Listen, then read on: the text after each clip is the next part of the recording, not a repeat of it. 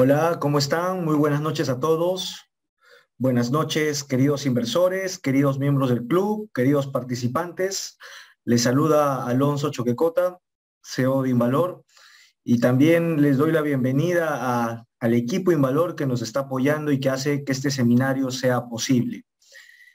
Como de costumbre, todos los trimestres, pues nos gusta brindarles información de calidad, información que les permita tomar mejores decisiones y por eso estamos en este seminario. Recordarles que mantengan por favor su cámara apagada durante todo el evento y cualquier pregunta que tengan la pueden formular a través del chat de la plataforma y nosotros la vamos a responder con muchísimo gusto al final del seminario. Siguiente lámina, por favor. Es importante recordar nuestro disclaimer. Recuerden que toda esta información compartida es referencial y no debe interpretarse como una recomendación de compra o venta de acciones, ¿no? Recuerden que el rendimiento pasado no garantiza resultados futuros. Siguiente. La agenda que tenemos preparada para ustedes es la habitual. Vamos a comenzar con una pequeña introducción. Les voy a dar una pequeña pincelada de cómo están, qué es lo que ha venido ocurriendo en los mercados americanos y en el mercado local, por supuesto. Luego, José Carlos nos va a comentar cuáles son los principales riesgos que vemos en el panorama global. Por mi lado, yo les voy a comentar los principales riesgos del panorama local, ¿no? Al igual que el portafolio Invalor. Y para último, darle pase a Daniel, quien nos va a presentar cuál es el portafolio actual, cuáles son las recomendaciones y qué tesis de inversión son las que tenemos en agenda. Siguiente, por favor. Comencemos con las palabras de bienvenida. Como ustedes saben, el mercado se ha comportado bastante bajista, el mercado americano, en las últimas semanas. Y esto principalmente porque ha llegado el miedo en los inversores de qué es lo que va a ocurrir con la economía, qué es lo que va a ocurrir con la inflación y qué es lo que va a ocurrir con diversas variables que están generando pues temor a los inversores y a sus carteras, ¿no? Un indicador que nos permite ver este miedo es el VIX, que se encuentra ahorita en niveles por encima de 20. Hace unos meses atrás se encontraba en niveles de 35, ¿no? Pero todavía está muy lejos de este nivel de 80, lo que podría simbolizar pues que los inversores todavía tienen algo de confianza acerca del rumbo de la bolsa. En cuanto al S&P, al índice de referencia en Estados Unidos, pues viene cayendo alrededor de 18.3%, lastrado principalmente de los sectores de comunicación, consumo discrecional y tecnología. ¿Cuáles son las perspectivas que tienen los inversionistas o el mercado respecto al desempeño de este índice? Pues el panorama sigue siendo bajista para los próximos años. De hecho, si nosotros miramos el PER, que es un índice de valoración o una métrica de valoración del S&P 500, miramos el PER del S&P 500, pues vemos que a diferencia de nuestra reunión anterior, que fue en abril, que estaba en alrededor de 22, como pueden ver en el cuadro inferior izquierdo, que estaba alrededor de 22, todavía por encima de 20 de los últimos 10 años, pues ahora se encuentra en 19. Eso significa que el mercado ha caído alrededor de 10%. Pero ¿qué es lo que espera el mercado? Pues el mercado espera que esa métrica PER alcance en el 2022 niveles de 17 y en el 2023 niveles de 16. Es decir, todavía nos restarían caídas de alrededor de entre 15 y 24%, ¿no? Ahora, Alonso, ¿esto se va a cumplir? Pues las expectativas de los inversores cambian de un momento a otro. Así como entran en periodos de depresión, pues también entran en periodos de euforia. Así es que esto podría cambiar en una semana o en el próximo mes o en el próximo seminario trimestral que tengamos, ¿no? Pero por ahora las perspectivas nos siguen mostrando que los inversores pues esperan todavía una tendencia bajista. A nivel sectorial, vemos que diversos sectores ya se han encarecido, es decir, se han puesto un poco caros, sobre todo aquellos como consumo discrecional, las utilities y real estate, ¿no? Por el lado de consumo básico también, que son principalmente sectores que te ofrecen cierto nivel de defensa en periodos de volatilidad. Es por eso que el mercado rápidamente, cuando vio esto este panorama no tan favorable, pues se situó en acciones de estos sectores y esto ha hecho pues que se pongan un poquito caras.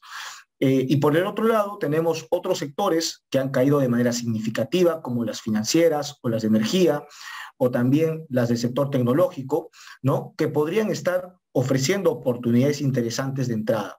Cabe precisar, a manera de ejemplo, que el sector tecnológico cotiza a 24 veces PER, sin embargo, dentro de este sector tenemos empresas que están cotizando alrededor entre 10, 12, incluso algunos por debajo de 10 veces PER.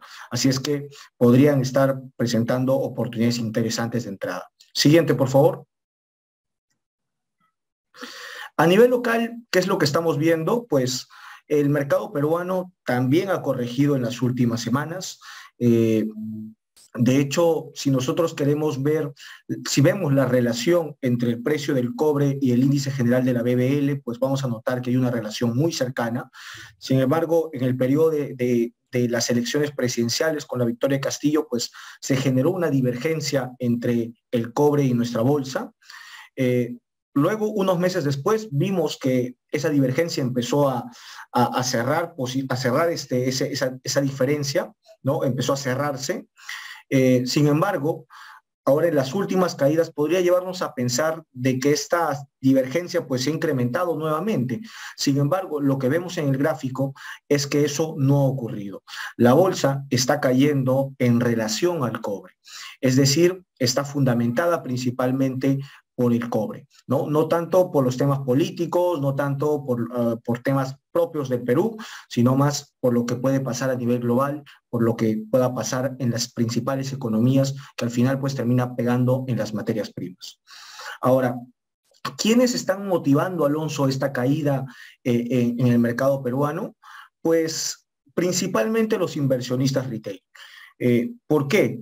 Porque si nosotros vemos la destrucción de carteras EPU, en los últimos meses se ha mantenido casi constante, o sea, no ha habido nuevas destrucciones, ¿no? Sin embargo, si nosotros analizamos el monto negociado entre el número de operaciones de renta variable en la Bolsa de Valores, pues vemos que el monto ha caído de manera significativa en el 2022. Miren, si ustedes se dan cuenta, en el 2019 el monto promedio por operación era alrededor de $50,000. Sin embargo, en el 2022 hablamos de $16,000, que equivaldría más o menos a 50,000 soles. Eso es más o menos lo que maneja un inversor retail. Entonces, ¿qué es lo que ha motivado, qué es lo que ha generado esta caída? Pues principalmente las ventas de los inversionistas retail. Sobre todo aquellos inversionistas pues poco profesionalizados que están acostumbrados a comprar cuando las acciones están caras y a vender cuando las acciones están baratas, ¿no? Como ustedes saben, nuestra bolsa también es un poco ilíquida, así es que cuando hay un inversor retail está desesperado y quiere salirse de una posición, lo que hace es le pega a la compra, ¿no? Es decir, le pega al precio más bajo que está en la pizarra. Y eso pues genera estas caídas que nosotros hemos visto seguro en los últimos días, pues de manera significativa en acciones que realmente no tienen ningún sentido que caigan. Ahora, esto a su vez también ofrece oportunidades interesantes. Si nosotros vemos el desempeño de los diferentes sectores en lo que va el año, pues vamos a observar claramente que hay sectores que han logrado soportar, ¿no? Como por ejemplo el sector de empresas de energía en el Perú, también el sector financiero ha logrado ahí no caer bastante fuerte, pero también hay sectores que, desde mi opinión, pues están cayendo sin ningún fundamento, ¿no? Sobre todo el sector consumo, que ha demostrado pues tener empresas muy interesantes, ¿no? Y el sector construcción, que también han demostrado tener cierta ventaja. Minería, en cambio, podría estar un poco propensa a seguir cayendo si es que las recesiones pues en las economías globales, en las principales economías globales es severa, entonces esto va a impactar en los precios de los metales, así es que minería pues sí podría continuar cayendo, ¿no? Sin embargo, hay otros sectores, como les digo, que todavía podrían estar ofreciendo oportunidades interesantes. Siguiente lámina, por favor. Y con eso, pues, estimados, he concluido darles un pequeño pincelada de qué es lo que ha venido corriendo en Estados Unidos y en el mercado local. Y ahora le doy pase a José Carlos para que nos cuente cuáles son los principales riesgos del panorama global, qué es lo que podríamos esperar para los próximos meses. José Carlos, buenas noches. Buenas noches, Alonso, y buenas noches con todos. Espero que se encuentren muy bien. Pasemos a ver ahora qué pasa a nivel global. Siguiente lámina, por favor. Perfecto. En primer lugar, tenemos la inflación. Los últimos datos de Estados Unidos, por ejemplo, han mostrado un repunte por el mayor precio de energía. No obstante, si consideramos también la reciente caída en los precios del crudo y cadena de suministros que vienen normalizándose, es muy probable que el dato de junio nos lleve a un pico en inflación interanual. Eh, si vemos a la derecha, por ejemplo, las encuestas de la Fed de Nueva York, las expectativas están todavía por encima de la meta de 2%, por lo que esperamos también de que la Fed sea un poco más agresiva, hawkish en el corto plazo. Y de hecho el mercado ya espera una subida de 1% en la tasa de referencia de la Fed en su próxima reunión de julio. Ahora, recordemos también que la Fed oficialmente viene priorizando la inflación por encima del crecimiento, es el discurso oficial de Powell. Sin embargo, es probable que el próximo año o el 2024 la Fed gire de rumbo y adopte una postura más expansiva, considerando también el crecimiento económico. Siguiente, por favor. Ahora, la otra gran duda de los mercados es hasta cuánto va a caer o más caerá la bolsa de valores, ¿no? Desde el pico de enero, por ejemplo, de este año a la fecha, vamos ya casi más de 7 meses de caída del Standard Poor's 500. Si vemos la historia, las últimas 11 recesiones, podemos observar que en promedio la caída tuvo una duración de 15 meses, desde el valle hasta el pico. No obstante, el Standard Poor's 500 también registró una caída promedio de 27% de su último máximo hasta el punto más bajo. Y también si vemos actualmente el Standard Poor's 500 hasta el día de ayer, 15 de julio, y ya acumula una caída de más de 19%, por lo que es verdad lo que mencionaba Alonso, todavía queda un poco más de espacio para una caída adicional del S&P 500. Otro indicador importante, interesante, es el ratio Shiller, que es similar a un ratio de precios sobre beneficios, pero ajustado por inflación. Y muestra claramente que el mercado todavía se encuentra por encima del promedio y habría espacio también para una caída adicional. Siguiente, por favor.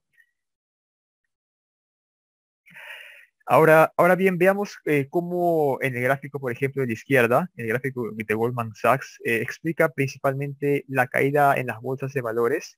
eh, Se debe principalmente a la subida de tasa de interés. Esto, bueno, ya es algo que quizás hemos ido bastante, pero lo interesante también sería ver el gráfico del medio, cuáles son los escenarios para el Standard Poor's 500 según los bancos de inversión que de por sí dan, por ejemplo, entre 40% y 50% de probabilidad de recesión. Por ejemplo, si vemos la tabla del medio, que es de UBS, ellos prevén una caída del S&P 500 hasta los 3.300 puntos, si es que se cumple, claro está, el escenario de recesión. Aunque también la tasa de interés caería, al igual que la inflación, ¿no? Y si vemos la tabla de la derecha, otros bancos de inversión también esperan caídas de hasta 3.000 puntos en el nivel si son los más pesimistas. Pero si no es el caso también y tenemos un aterrizaje suave, es probable de que veamos un upside del mercado. Siguiente, por favor. Y bueno, la inflación también responde a la evolución de las materias primas, que todavía se mantienen en máximos históricos. Aquí vemos, por ejemplo, los índices de materias primas del Banco Mundial. El crudo todavía sigue respondiendo al conflicto entre Rusia y Ucrania, al igual que los alimentos, mientras que el cobre, los metales base, han mostrado una caída en la cotización en las últimas semanas, principalmente por los temores de recesión técnica en Europa, en Estados Unidos. Hay un crecimiento en China que todavía viene moderándose cada vez más y esto es lo que va a marcar los metales base en lo que resta del año. Siguiente, por favor.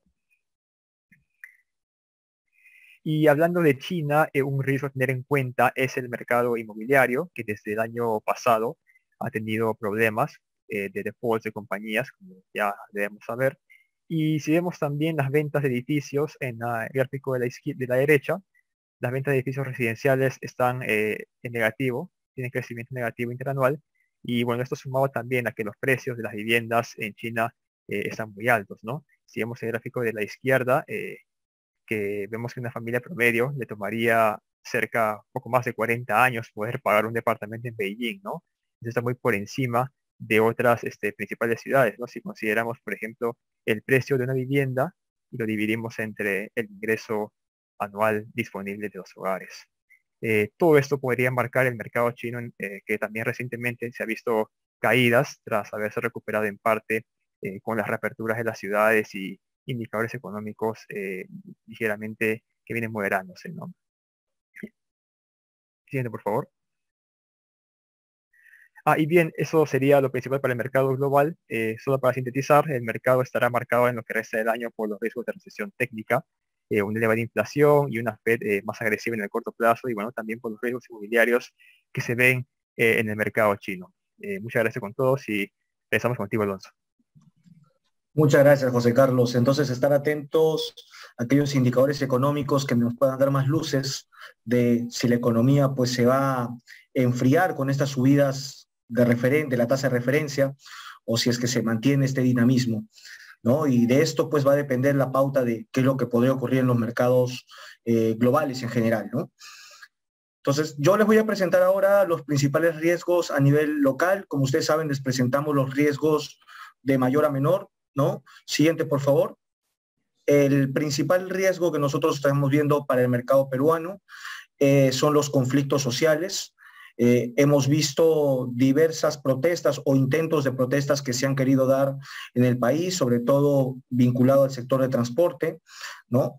Creemos que estos conflictos sociales pues todavía van a mantener cierta presión. De hecho, si vemos el número de conflictos sociales de la Defensoría del Pueblo, pues vemos cómo se ha incrementado de manera significativa en los últimos meses, ¿no?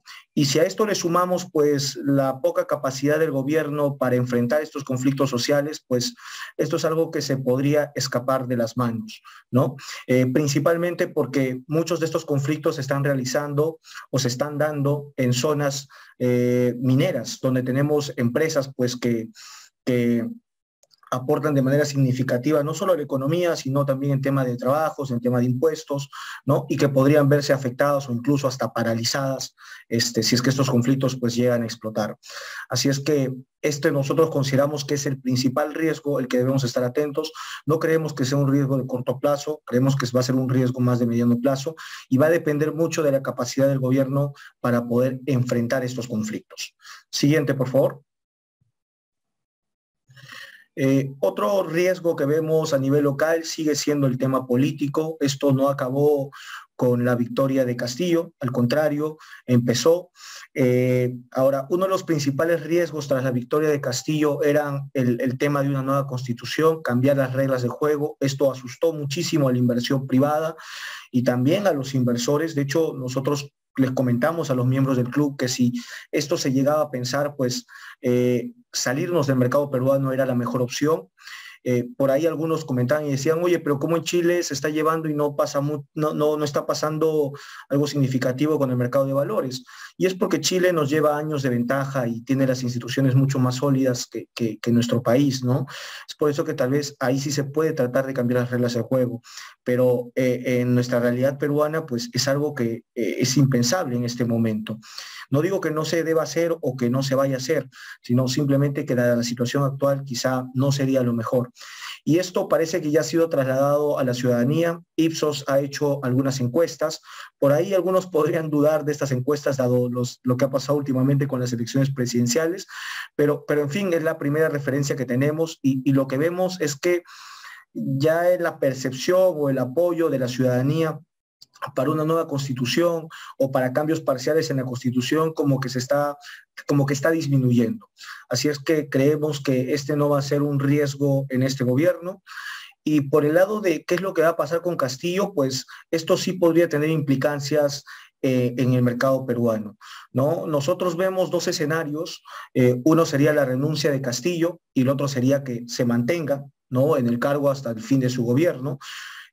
No descartamos el tema de la vacancia, podría darse, pero todavía no hay los votos suficientes, ¿no? Salvo que salga algo, pues, que sea sumamente rochoso como para que tengan los votos y lo vaquen. Pero nuestros dos primeros escenarios son que renuncie Castillo o que se mantenga.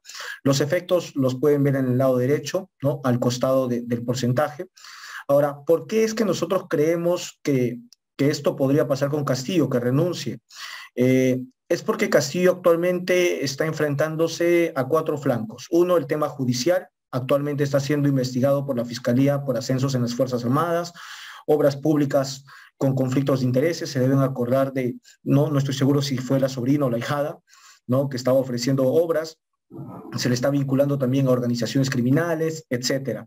Por el lado de político, pues renunció a Perú Libre y tiene una fuerte oposición en el Congreso. Eso no ha cambiado.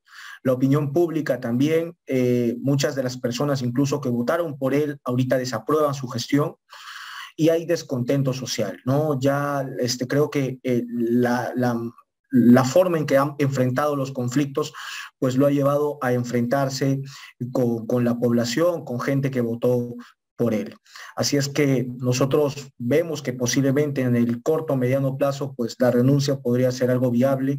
En caso estos cuatro flancos no prosperen, pues Castillo continuaría en el poder hasta el fin de su mandato. Siguiente lámina, por favor. Otro riesgo que nosotros vemos es el riesgo regulatorio. Nosotros ya habíamos advertido en un webinar gratuito que realizamos, también se los comentamos a nuestros inversionistas en un evento exclusivo, ¿no? Y es que se están aprobando nuevos retiros como una medida populista. El último gobierno lo celebró como si fuera un gran triunfo. Perdón, el gobierno celebró el último como si fuera un gran triunfo, y no descartaría que se vengan nuevos retiros, no lo descartaría. De hecho, en Chile se negó el quinto, pero ahora están viendo el sexto. Posiblemente vean nuevos retiros más en Chile, y esto también pues sea una señal de que el Perú también quiere hacerlo, los congresistas también busquen hacerlo, ¿no? Ahora, ¿qué podría llevar esto a la Bolsa de Valores, Alonso? Pues en el pasado, con los 5 retiros anteriores, no pasó nada con la bolsa peruana. Al contrario, las AFPs incrementaron posición en la bolsa peruana, vendiendo posiciones en el extranjero y bonos soberanos locales, ¿no? Sin embargo, ahora el panorama es totalmente distinto. La bolsa peruana está castigada, pero la bolsa americana está mucho más castigada. Así es que esto podría llevar a que las AFPs se desprendan de ciertos valores líquidos que están listados en Nueva York, ¿no?, de la bolsa peruana. Así es que esperemos que realmente no se den nuevos retiros, pero en caso se den, pues hay que estar atentos de cuál es el camino que podrían tomar las AFPs. Luego, el tema de los límites. La SBS, a través de una resolución, pues aprobó que las AFPs tuviesen que cumplir cierto límite de 80% sobre el flotante, y nosotros hemos formulado, por favor, les voy a pedir que apaguen sus cámaras para evitar interferencias. Entonces, nosotros hemos hecho una simulación y hemos visto que en el peor de los escenarios, en caso las AFPs entre ellas no logren transar y no logren intercambiar acciones, pues las acciones más perjudicadas serían Engie, Enel Distribución, Scotia, Nexa y Enel Generación, ¿no? Minsur también podría ser otra, dado que en los últimos meses, pues las AFPs han estado adquiriéndola de manera significativa, ¿no? Esto es algo que todavía no se puede visualizar porque la información, recuerden, de las AFPs, de sus inversiones en particular, tiene rezago.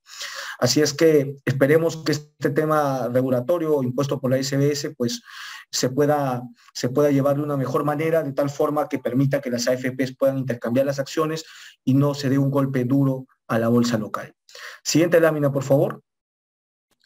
Por último, si bien la economía sigue mostrando señales de desaceleración, si miramos indicadores adelantados como el despacho nacional y producción de energía, Despacho Nacional de Cementos y Producción de Energía, pues vemos que cayó en el mes de abril y posiblemente se siga contrayendo conforme la inflación pues siga fortaleciendo, ¿no? A pesar de que nuestro presidente, el BCR, ha dicho que este va a ser el punto de inflexión y que a partir de este mes pues la inflación debería empezar a ceder. Por ello es que ha subido la tasa de referencia hasta 6%, ¿no? Aún así creemos que no tenemos el mejor panorama, así es que creemos que todavía la economía va a continuar desacelerándose. Y esto va en línea con el consenso económico. De hecho, en nuestra reunión anterior, el consenso de analistas veía un 2.8% de crecimiento para la economía, pero ahora lo han reducido a 2.7%, ¿no? Posiblemente pues se vengan nuevas reducciones y y ya veremos pues qué es lo que pasa, ¿no? Pero no es que nosotros creamos que la economía peruana va a terminar en una recesión, ¿no? La economía peruana sigue estando sólida y también tenemos una persona pues muy capacitada en el Banco Central de Reserva que nos va a ayudar a poder surfear esta inflación que está viviéndose a nivel global. ¿Listo? Esto es todo lo que quería presentarles a nivel local. Siguiente lámina, por favor. Ahora vamos a pasar a ver el resultado del portafolio Invalor, cómo nos ha ido. Siguiente, por favor. Pero antes es importante recordarles que nosotros no buscamos analizar todas las acciones. De hecho, nosotros nos basamos en la filosofía Value Investing, invertimos en negocios, buscamos buenos negocios y para ello pues aplicamos ciertas métricas, ciertos indicadores que nos permiten filtrar el universo de alternativas que hay y aterrizar en las mejores, ¿no? Así es que si por ahora no profundizamos en alguna acción que ustedes quizás están invertidos, es porque no le estamos viendo el atractivo suficiente que otras sí tienen, ¿no? Esto es importante siempre precisar cuál es nuestra estrategia de inversión en Invalor. Y por último, recuerden que nosotros invertimos en negocios, no en precios. Mientras el negocio no cambie absolutamente nada, nosotros vamos a seguir invertidos. Y si el precio pues está cayendo, debemos agradecer porque es una oportunidad que nos está dando el señor mercado para poder seguir acumulando esa acción, seguir promediando a la baja, ¿no? Y que en el futuro, en el mediano o largo plazo, nos genere una buena rentabilidad. Eso es básicamente nuestra estrategia de inversión. Siguiente, por favor. ¿Cómo nos ha ido a nivel de portafolio? Pues como pueden ver la evolución, en el mes de junio tenemos posición actualmente en la BBL. Esto nos ha ayudado de cierta manera a mitigar pérdidas. Muchas de las acciones peruanas han caído, pero la BBL pues tiene cierto nivel defensivo porque no depende mucho del comportamiento de la renta variable, se disocia, eso es algo favorable, además de que entrega dividendos pues con cierta periodicidad. Luego, Minera Corona, hemos reducido algo de posición para acumular caja. No lo vean como una toma de pérdida, sino véanlo como que todo ha caído y si yo vendo una acción con pérdida, puedo comprar otra acción que esté perdiendo aún más. Así es que es simplemente una transición para aprovechar estas oportunidades que te ofrece el señor mercado. Ahí hemos salido 2.5%. En retail hemos mantenido posición. Y por el lado de Cementos Pacasmayo también hemos reducido nuestra posición un poco.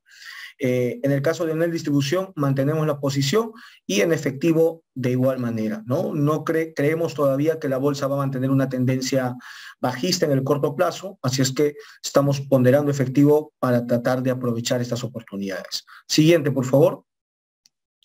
Al nivel de rentabilidad, ¿cómo nos ha ido? Pues estamos ganándole al mercado, nuestro portafolio viene cayendo alrededor del 7%, sin embargo, el S&P BBL general viene cayendo alrededor de 12%, esto nos da un alfa de 4%, ¿no? Ahora, ¿estamos en rendimiento negativo? Sí, pero no nos preocupamos.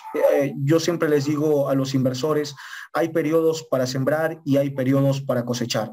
En este momento no estamos cosechando, estamos sembrando. Ya vendrá el momento para empezar a sembrar y ahí van a ver nuestra rentabilidad y cuánto alfa vamos a generar. Siguiente lámina, por favor. Perdón, lámina anterior, por favor. Quiero precisar también que desde que nosotros mostramos nuestra cartera en el 2019, de manera acumulada, aún seguimos acumulando un 30% de rentabilidad, ¿no? Casi un 40% de alfa versus nuestro índice de referencia, que es el índice general de la BBL. Esto da aproximadamente de 13% de rentabilidad por año, y acá no estamos considerando ni los dividendos, siguiente lámina por favor, ni las operaciones especiales o de corto plazo que realizamos, que nos han dado muy buena rentabilidad, como Luz del Sur, Ferricor, Relapasa, Minsur, Buenaventura, ¿no? En el caso de Minera IRL, pues sí, tomamos pérdidas, no siempre se gana, pero igual seguimos atentos a aprovechar más oportunidades de corto plazo, que seguro Daniel les va a comentar más adelante. Siguiente lámina, por favor. Eso sería todo por el lado del resultado del portafolio, y ahora le doy pase a Daniel para que nos cuente cuál va a ser nuestra nueva cartera o qué es lo que recomendamos desde el lado de Invalor. Buenas noches, Daniel. Hola, buenas noches, Alonso. Buenas noches con todos. Espero también que se encuentren muy bien. Vamos a comentar en esta oportunidad la evolución del portafolio y cómo ha ido respecto a las empresas que nos parecen más atractivas en esta oportunidad. En primer lugar, lo que quería comentarles era un primer análisis respecto a sectores que forman parte de la Bolsa de Valores de Lima y qué tan atractivos nos parecen las empresas que forman parte de de estos sectores, ¿no? En primer lugar, quería comentarles sobre el sector consumo. Aquí seguimos más o menos básicamente tres empresas, donde la que nos parece más atractiva por percepción de riesgo es InRetail, debido a que su valoración está muy por debajo de su media histórica. Nuestra compañía históricamente ha cotizado al menos a unos 12, 13 veces EBITDA y hoy está alrededor de 8. Lo cual nos parece un múltiplo muy bajo para la estabilidad de flujos que suele proyectar esta compañía, ¿no? Alicor tiene un poquito más de riesgo, creo que está más vinculado a commodities, ¿no? Por el lado de costos, le ha pegado el tema de aumento del costo del trigo, de la soja, etcétera. Así que tiene un poco más de volatilidad. Y Casagrande, si bien es cierto, ha ido bien, ¿no?, en el mercado, sobre todo apoyado por dividendos, como casi un yield muy alto, pues creemos que esto obviamente no es sostenible, y cuando se agote ese flujo que simplemente la está persiguiendo por dividendo, esta compañía tiene un riesgo muy alto debido a ello, ¿no? Así que por eso no nos parece atractivo en la coyuntura actual. Por el lado de las eléctricas, resaltamos que todas están muy baratas, han caído muchísimo y nos parece nuevamente eso no está correlacionado con la evolución de su negocio, y especialmente las distribuidoras, que en principio tienen un negocio más de flujos más estable que las generadoras, debido a que las generadoras están más vinculadas a clientes libres, ¿no?, a mineras, lo que consuman las mineras, las grandes industrias, manufactura, etcétera, mientras que las distribuidoras son negocios regulados, ¿no?, tienen un flujo de ingresos muy estable, donde las tarifas se fijan, ¿no?, por los Intermin, que además tienen actualización periódica en función a diversos, por ejemplo, costes. Si aumenta el costo de ciertas materias primas, entonces se traslada a la tarifa, y por eso las tarifas han aumentado más de un 10% de lo que va del año, las tarifas eléctricas. Así que es un negocio bastante bueno, ¿no? Y la verdad es que el riesgo regulatorio se ha disipado bastante, por lo que comentábamos, de que estos temores iniciales del gobierno de Castillo pues ya no están, ¿no? Porque básicamente está amarrado, ¿no? Tiene las manos amarradas por el Congreso y eso va a continuar de esa manera, ¿no? Así que nos parece que es un sector atractivo, y en particular de distribución, que también la voy a contar un poquito más adelante. En construcción ha caído mucho también. Acá mostramos las principales empresas que seguimos, y la que nos parece más atractiva siguen siendo especialmente las cementeras, porque deberían mostrar más resiliencia, ¿no? Sobre todo una empresa como Pacasmayo, debido a que está, por ejemplo, más vinculada con la parte de la reconstrucción, ¿no? Mientras que las acereras, creemos de que sus flujos han estado bastante influenciados por el aumento del precio del acero, y el acero se ha desplomado a nivel mundial, y en el Perú también se va a desplomar, porque es lógico. El precio del Perú sigue el precio internacional, así que y creemos de que esas compañías han aguantado bien, ¿no?, la coyuntura de volatilidad, sobre todo Cider, pero al final los flujos van a terminar normalizándose, y eso no está reflejado en el precio, ¿no? Así que por eso creemos que hay un poquito más de riesgo por el lado de las acereras. respecto a las cementeras, ¿no? En fin, y por el lado, dos últimos sectores, el sector financiero, también creemos que están sumamente atractivas, sobre todo una empresa como IFS está un múltiplo bajísimo de una vez valor en libros, que es casi un mínimo histórico, y no tiene ningún sentido esto cuando la empresa, su beneficio está por encima del prepandemia. Así que para nosotros eso representa una oportunidad, teniendo en cuenta un horizonte de mediano plazo, ¿no? Grupo BBL, como bien lo comentó Alonso, es una empresa que está completamente descorrelacionada al mercado, así que eso ayuda de alguna manera a cierta estabilidad o opción defensiva, ¿no? Frente a lo que está ocurriendo o la volatilidad del mercado. Y en minería, destacamos que la más barata es Mincor, está básicamente a 1 o 2 veces EBITDA. Es cierto que todo el sector está barato, pero una de las principales ventajas de Mincor es que, bueno, básicamente no tiene prácticamente nada de deuda, y por ende tiene espacio para retribuir al accionista, ¿no? Tiene ese espacio, la Junta lo ha aprobado, aunque falta que el directorio lo materialice, ¿no? En una entrega adicional de dividendos. Pero sería estar a la expectativa. Nuevamente, el sector está barato, pero sí creemos de que hay más riesgo en opciones como, por ejemplo, Nexa, Volcan, donde sí son empresas con un poco más de deuda y que no entregan nada de dividendos porque no están en capacidad de hacerlo. Así que una empresa como Mincor nos parecería más atractiva en ese sentido. Y también recientemente una opción como Buenaventura, que también lo voy a contar más adelante, para un perfil quizás un poco más agresivo, ¿no? Porque también ha tenido una caída bastante significativa las últimas 2, 3 semanas, ¿no? Y entonces eso les quería comentar como un panorama a nivel sectorial. Y a continuación voy a pasar a lo que sería el portafolio, a nuestro portafolio, a la distribución del portafolio, donde tenemos igual 5 valores que nos parecen más atractivos en la coyuntura actual. Las dos primeras posiciones serían o son InRetail e IFS. Luego voy a pasar a detalle cada una. Y la tercera sería en la distribución. Justamente, como comentaba, es un negocio muy estable y está sumamente castigado y creemos que eso no guarda correlación con la evolución del negocio. Grupo BL que se mantiene allí debido a que, bueno, actúa con una acción de una manera defensiva y además tiene catalizador de corto y mediano plazo. Y Mincor, que aquí ese ajuste de peso básicamente por un tema de precio, que la acción ha corregido de manera significativa, pero igual creemos que hay un atractivo a nivel de rentabilidad. Voy a pasar a comentar cada una de ellas. En primer lugar, InRetail nos parece que es al día de hoy la acción más atractiva de la BBL. Nos parece realmente algo bastante absurdo la valoración actual que tiene esta compañía, dado en el negocio en el cual se desenvuelve, el sector en el cual se desenvuelve, ¿no?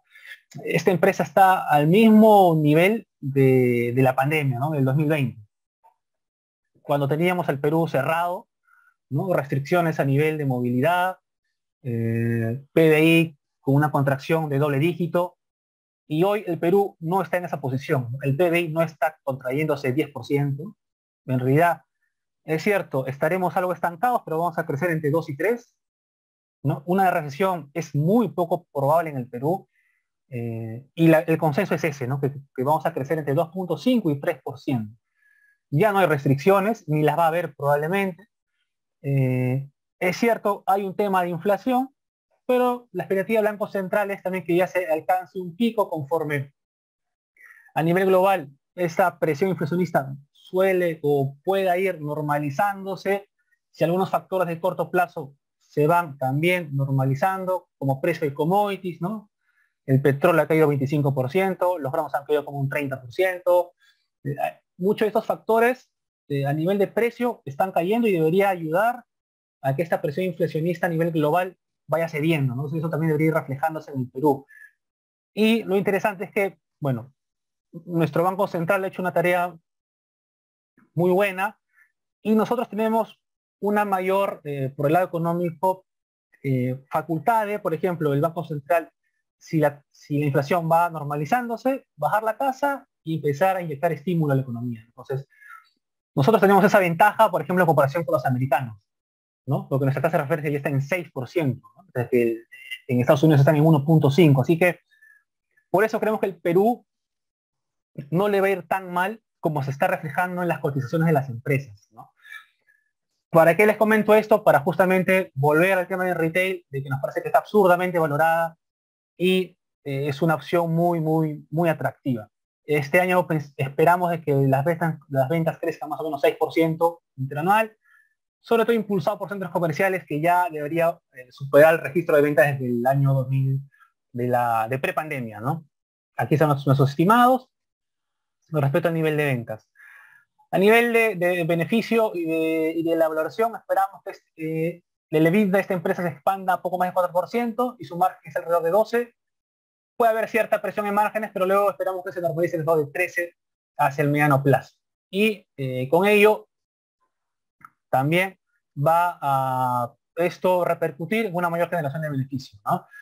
Por el lado del CAPEX, sí esperamos un aumento significativo, más de un 20%, porque está dentro de la expectativa de la empresa de seguir invirtiendo en crecimiento, sobre todo, bueno, expansión de las tiendas más y también de tiendas macro y de farmacias.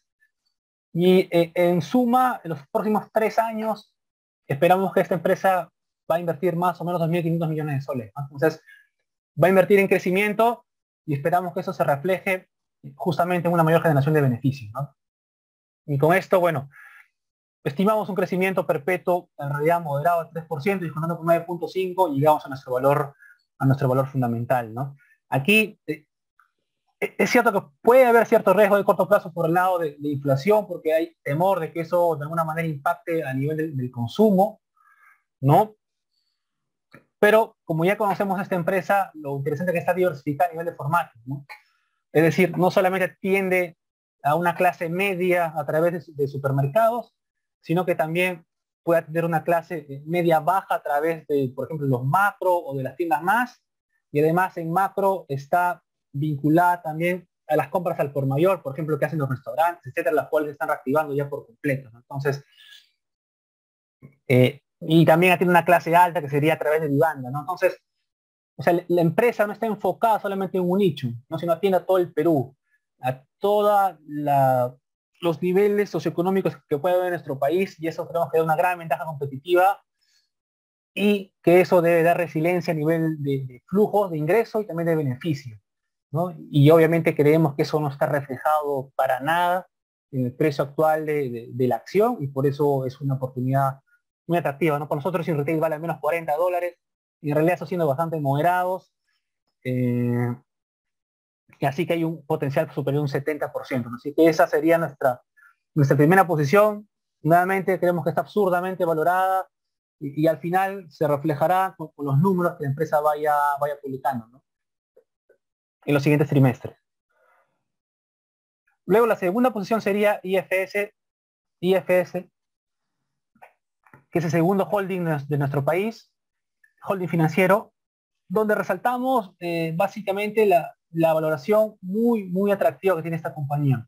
Ahora, en primer lugar, ¿por qué nos gusta IFS? Porque dentro de ese holding está incluido Interbank, que es uno de los bancos más rentables de nuestro país y que además está expuesto sobre todo a la parte de consumo, ¿no? A través de préstamos personales y tarjetas de crédito, lo cual se espera que crezca este año a doble dígito. Por cierto, esta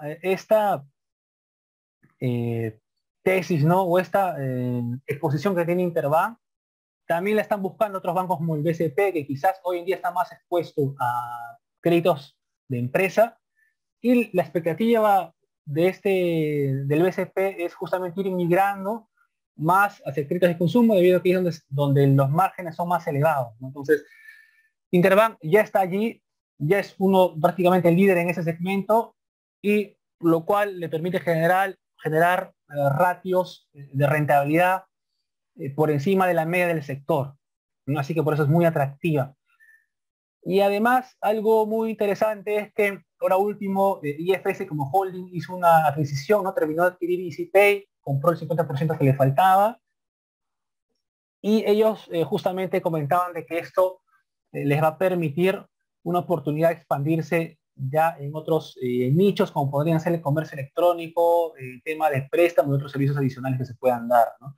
Entonces, lo interesante es que IFS está formando todo un ecosistema de pagos, ellos lo denominan, ¿no? Para integrar toda la parte de la banca digital y servicios de comercio electrónico, ¿no? Con lo cual le permita generar mayores ventajas competitivas, ¿no? Dentro de este segmento de negocio. A nivel de valoración, como les comentaba, IFS está sumamente castigada. Esto lo podemos ver por el múltiplo de valor en libros. Esta empresa, en la etapa prepandemia, está valorada de media a 2 veces valor en libros, lo cual es razonable para un negocio, un holding financiero, una financiera, que tenga un ROE entre 17 y 18%, como es el caso de IFS, ¿no? Hoy se mantiene ese ROE y la empresa básicamente está en la mitad del múltiplo, ¿no? Lo cual para nosotros no tiene mucho sentido. Un pequeño acá, una pequeña dato que les puedo comentar acá es que, por ejemplo, los bancos americanos al día de hoy están con ROE 11-12%, ¿no? IFS está con 17, 16, 17. Entonces, incluso es más rentable que los bancos más grandes del mundo y está un múltiplo absurdo, ¿no? De una vez valor en libros. Es cierto de que hay un descuento por ser Perú, ¿no? Por ser un mercado emergente, pero bueno, creemos que no puede ser tan drástico como estar valorado a una vez tu valor en libros cuando generas un ROE muy por encima de tu coste de capital, ¿no? Así que por eso creemos que eso es una oportunidad. Además, considerando de que, bueno, si bien es cierto, creemos que este año puede haber cierto estancamiento a nivel del beneficio, porque el 21 fue un año donde estuvo un poco inflado la utilidad debido a que hubo una recuperación de provisiones aquí, pero con las provisiones se van a ir normalizando, por eso esperamos que haya una ligera contracción de utilidad neta, pero igual, a pesar de eso, eh, ya considerando que este año esperamos que gane unos 1.600 millones de soles, está sumamente barata, ¿no? Y vemos un potencial cercano a un 50%. Además, un dato no menor es, por cierto, esta compañía hace poco tuvo una conferencia muy interesante de sus planes de largo plazo, donde comentaban esto que les estaba diciendo, el ecosistema de pagos, hacer un banco digital, etcétera.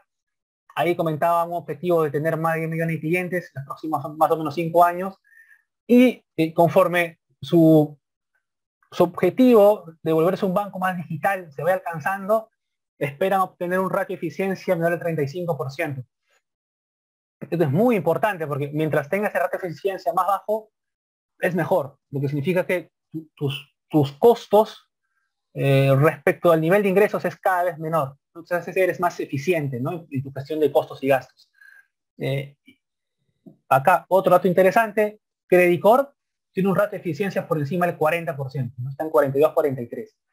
IFS está hoy en día más o menos en 37 y espera alcanzar un ratio menor a 35, lo cual sería una gran ventaja competitiva. De lejos sería el banco más eficiente y rentable del país, y creemos que eso debe incluso darle una prima sobre Credit Corp, debería, lo cual no ocurre al día de hoy. Credit Corp está en múltiplo hoy más o menos de 1.4, y para nosotros IFS debería tener prima sobre Credit Corp, porque va a ser más eficiente a largo plazo, ¿no?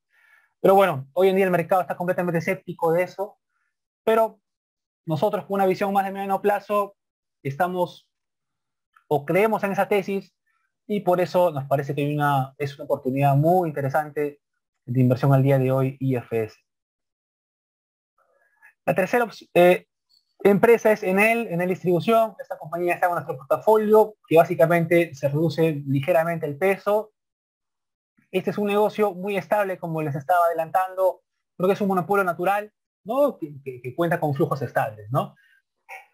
Lo interesante es que esta compañía debería mantener sus tasas de crecimiento histórica 3-4% sin mayor ruido, debido a que, sobre todo por aumento de tarifa. Quizás no va a haber demasiado aumento a nivel de ventas físicas de energía, porque ya se recuperó a nivel prepandemia, como se puede ver acá. Hubo una contracción durante la etapa COVID, ¿no? Segundo trimestre, tercer trimestre del 20, pero eso ya se recuperó hace tiempo, así que por eso no hay ningún riesgo. Y el crecimiento en ventas vendría sobre todo por tarifas, porque las tarifas las regula Cinermin y tiene factores de ajuste, ¿no? Como les comentaba, Por ejemplo, se ajustan por componente de infraestructura, como el precio del cobre, aluminio, precio del dólar. Entonces la empresa, como es un monopolio natural, gana más simplemente por ajuste de tarifas. Ahora, claro, acá la gran pregunta es, ¿y esto se puede meter mano a esto? ¿No? O sea, esto se puede cambiar. Bueno, sí se podría, pero es poco probable porque tenemos de alguna manera la defensa, entre comillas, del Congreso. Y además no hay nada que nos haga pensar al día de hoy de que el gobierno está pensando en cambiar las reglas de juego en el sector de energía, de distribución eléctrica, ¿no? Así que, si bien es cierto, puede haber un riesgo lejano por ese lado de control de tarifas, igual creemos que es muy bajo y vale la pena por ello invertir en esta compañía, dada su valoración actual, ¿no? Esperamos este año que se expanda en 4% en EBITDA, su margen debería ser bastante estable, entre 24 y 25%. Por cierto, aquí una nota, ¿por qué creemos que va a ser menor a su histórico? Porque históricamente esta empresa ha tenido márgenes entre 26 y 28. Porque a partir de este año va a haber un ajuste de valor agregado respecto a las tasas de retorno que se va a mantener en el sector. Esto es por el lado regulatorio, porque va a haber una nueva regulación de tarifas y podría haber cierto ajuste allí y eso afectar los márgenes, pero creemos que va a ser de manera poco significativa, pero igual somos conservadores y bueno, por eso mantenemos el margen por debajo incluso de su histórico, ¿no? Que estaba alrededor de 28 y nosotros lo mantenemos en 24. Pues a pesar de eso, nuestra expectativa es que esta empresa esté infravalorada por cerca de un 40%, ¿no? Que debe valer cerca de unos 5 soles. Nuevamente, puede haber un ligero riesgo de corte regulatorio, pero creemos que es bajo y vale la pena, dada la valoración actual, exponerse a esta compañía, ¿no? Además, siendo conservadores con nuestra valoración de un 2% de crecimiento perpetuo y descontando con un 9%, una tasa de 9% en soles, ¿no? La cuarta empresa es Grupo BBL. Esta compañía la hemos comentado también varias veces, que como comentábamos, como indicábamos, cumple cierta función defensiva debido a que está completamente descorrelacionado del mercado, ¿no? Es decir, la BBL el mercado se puede hundir un 15% y esta acción no moverse, uno por su liquidez, es cierto, pero también porque el negocio pues no está realmente afecto a esa volatilidad usual del mercado, ¿no? Ahora, ¿por qué invertir acá? ¿Por qué mantenerse invertido acá? Porque hay un catalizador evidente, ¿no? Que es el tema de la integración regional junto con Colombia y con Chile, lo cual la verdad es que viene en un momento casi ideal, ¿no? No podría venir en un mejor momento. El volumen negociado en nuestro mercado está siendo pues bajísimo, no se está negociando 3 millones de dólares, 4 millones de dólares por día, lo cual es prácticamente una nada. Eh, y entonces esta integración pues nos cae como anillo al dedo, ¿no? De manera espectacular justo en este momento. Así que es algo muy positivo para nosotros y que, bueno, nos va a dar un mercado con mayor liquidez, mayor profundidad, diversificación, etcétera, ¿no? ¿Por qué queremos que sea atractiva esta empresa? Porque esta compañía ya ha sido valorada por un tercero a nivel de holding regional y, tomando en cuenta esos rangos de valoración, incluso bajo un escenario pesimista, esta empresa está valorada, debería ser valorada al menos, creemos, en 2.90, pero para nosotros debe valorarse un escenario base cercano a unos 3 soles, ¿no? Eh, Dadas las sinergias que se van a generar debido a las formaciones de holding regional. ¿Cuáles son los pasos? Bueno, uno es que se aprobó reducción de capital y por lo tanto sí a devolver efectivo a los accionistas. Ya se devolvió una parte, se devolvió unos 20 millones, falta devolver unos 29 millones. Estos 20 millones más los dividendos trimestrales que entrega la empresa hasta julio ha entregado unos 17 centavos por acción, lo cual es un yield entre un 6 y 7%. Y lo que faltaría que entregue de la segunda parte de la reducción es casi unos 16 centavos. Lo debería entregar ahora en los próximos meses, antes de que se realice el aporte de acciones al nuevo holding, porque el que sea accionista de Grupo BBL va a aportar sus acciones al nuevo holding, ¿no? O sea, es decir, por cada, esto es un ejemplo, ¿no? Pues, esto va a depender del ratio del prorrateo, pero puede ser que por cada acción que yo entregue de GBBL, me entreguen 0.2 acciones del nuevo holding, ¿no? Va a haber este intercambio de acciones. Y esto, según el cronograma que tenía la compañía, se va a materializar más o menos, podría materializarse entre septiembre y octubre, era más o menos ese el plazo, ¿no? Pongámoslo hasta fin de año. Por lo tanto, la segunda parte de la reducción de capital debería darse antes de ese evento, ¿no? Así que son casi 16 centavos adicionales que deben dar,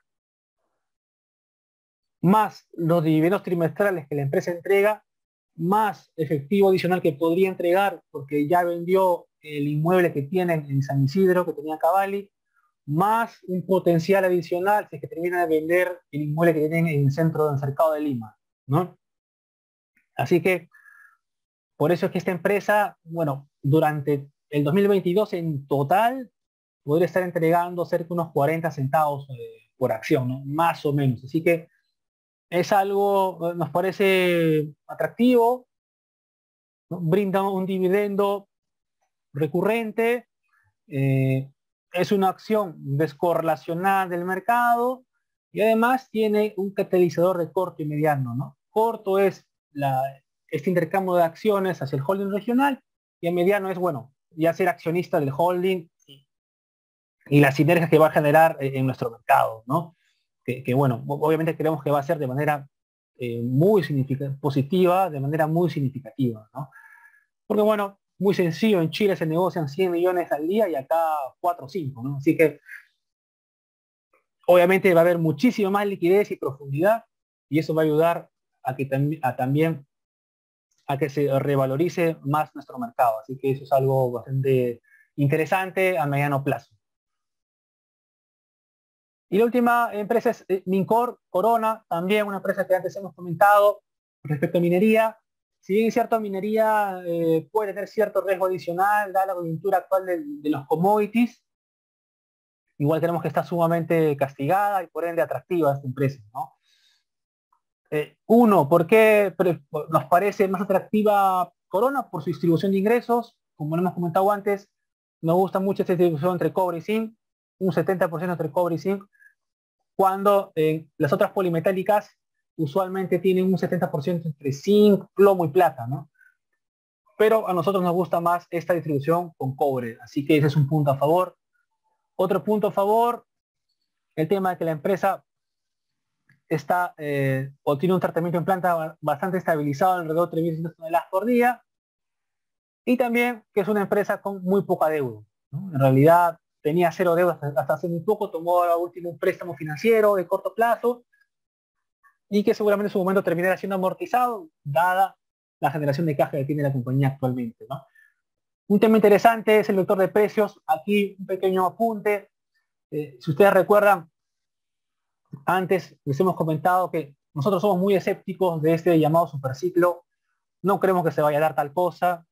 Antes había un consenso muy claro en el mercado de que cuando el cobre estaba a 4.50, de que el cobre se iba a ir a 6 o 7 dólares por libra, ¿no? Lo cual para nosotros era una locura. El mundo no puede soportar un cobre a 7 dólares por libra, no es imposible.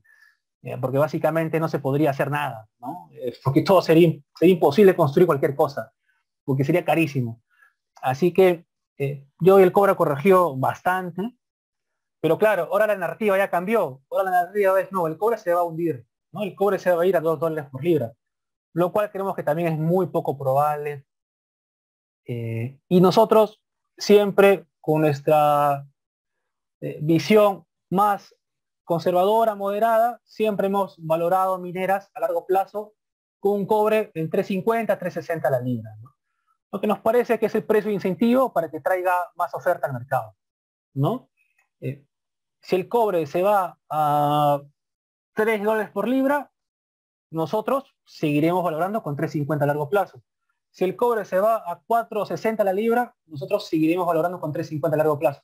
Porque este largo plazo representa un precio de incentivo para que salga oferta al mercado, no el precio spot. no nos importa el precio spot en realidad, porque el precio spot afecta un año, pero tu flujo más relevante está en el largo plazo, ¿no? Entonces, esto es lo que impacta más a nivel del beneficio futuro de las mineras, y aquí es donde está para nosotros la clave, ¿no? En ser moderados en el precio del commodity a mediano a largo plazo. Entonces, nosotros somos escépticos del superciclo, no queremos un cobre a $6 por libra, ni $7 por libra, nos mantenemos que es 3.50 y por eso creemos que con ese input, ¿no?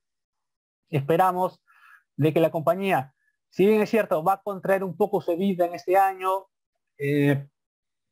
debido a todavía ciertos problemas a nivel de producción, pero creemos que eso lo va a recuperar a partir del 2023 y ahí se va a normalizar el margen de EBITDA alrededor de un 48%, ¿no? El CAPEX debería también normalizarse alrededor de $20 millones anuales y descontando nuestros flujos con una tasa de 11% en dólares, que es lo que usamos usualmente para minería, llegamos a nuestro objetivo de 24.50 aproximadamente. Incluso estamos siendo un poco más conservadores porque hemos bajado el precio del commodity para el 22. Le hemos reducido a 3.90 la libra de promedio en el 22 y en largo plazo a 3.50 como les comento, ¿no? Por cierto, en el 22, nuevamente el cobre está siendo muy volátil, ¿no? Ha llegado a estar 4.60, ahora está 3, si mal no recuerdo, creo que está alrededor de 3.30, 3.25. Entonces, de media está ahí alrededor del 4, ¿no? Vamos a ver cómo se comporta la segunda parte, la segunda mitad del año. Nosotros creemos que China, al menos, si bien es cierto, el dato del primer trimestre, o mejor dicho, el segundo trimestre no fue muy alentador del PBI, pero el dato de PMI de manufactura de junio sí fue atractivo, incluso también el de servicios. Así que creemos, por ende, conforme también China se aparte ya esta política de confinamientos, que la verdad es una locura que hay un país en el mundo todavía que está haciendo confinamientos, es el único que lo está haciendo. Pero bueno, eso es lo que ellos hacen hoy y si quieren alcanzar sus objetivos de crecimiento, cerca de 5%, lo cual es muy difícil, pero bueno, seguramente tratarán de hacerlo. Y además tienen un plan de infraestructura de más de $1 trillón, y si planean ejecutar eso, pues no pueden seguir con esa política de estar cerrando un distrito porque salen dos casos positivos, ¿no? Entonces, confiando en que China va a ir tomando una postura más racional, ¿no? De dejar los confinamientos, pues eso debería dar cierto soporte para los commodities durante la segunda mitad del año. Y por ende esto repercutir en una normalización de los flujos de las mineras, ¿no? Catalizador potencial podría ser un anuncio de dividendo, la empresa tiene espacio para darlo, hoy en día está en las manos del directorio, veremos si lo determinan de esa manera o si prefieren reinvertir en expansión del negocio, ¿no? Estaremos al tanto de ello. Y bien, y con eso cerramos la parte del portafolio modelo que había presentado y lo último por la parte local que les quería presentar era esta oportunidad de corto plazo que hemos tomado hace muy poco, que es en Buenaventura, que es una opción que hace el seminario anterior, si mal no recuerdo, también lo compartimos en su momento y se cerró ahí la operación cuando Buenaventura tuvo un rally y las últimas semanas pues Buenaventura tiene una corrección significativa, ¿no? Ha caído más de un 50% más o menos, y hoy está por debajo de $6, ¿no? Entonces, eso lo hemos aprovechado para regresar a Buenaventura ahora. ¿Por qué? Por algo muy sencillo, porque solo su participación en Cerro Verde, solo eso vale 6.60 la acción, $6.60, 6.6, ¿no? Y hoy la acción está por debajo de 6. Entonces, lo cual no tiene ningún sentido, ¿no? Y todo lo demás no vale cero, o no vale cero, obviamente. Siendo incluso bastante conservador y asumiendo que este segmento de operaciones directas va a generar solo un EBITDA de 200 millones y valorando esto a unos 800 millones, pues solo esa suma de partes daría un resultado mayor a $8 por acción, ¿no? Y nuevamente, esto siendo realmente bastante conservador para la valoración de las operaciones directas que tiene esta compañía, ¿no? Que es Tambo Mayor, Copampa, La Zanja, todas esas unidades, ¿no? Así que por eso nos parece atractivo atractivo esta opción dada la coyuntura actual. Buenaventura no es un gran negocio, en realidad no nos gusta la gestión de la empresa. Si esta fuera una empresa bien gestionada, debería valer mínimo unos 12, 13 dólares, pero nunca lo ha sido. Siempre ha tenido problemas a nivel operativo, pero bueno, todo tiene un precio y creemos que el día de hoy, por dónde está la acción, por dónde ha estado, hemos iniciado una operación nosotros a 5.80, nos parece lo suficientemente atractivo para extendernos ahí.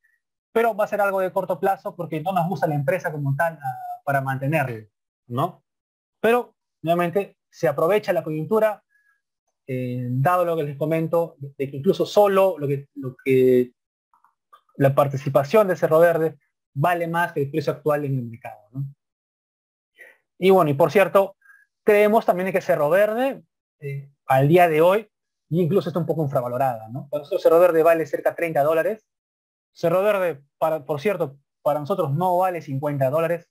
En ningún escenario racional, Cerro Verde vale 50 dólares.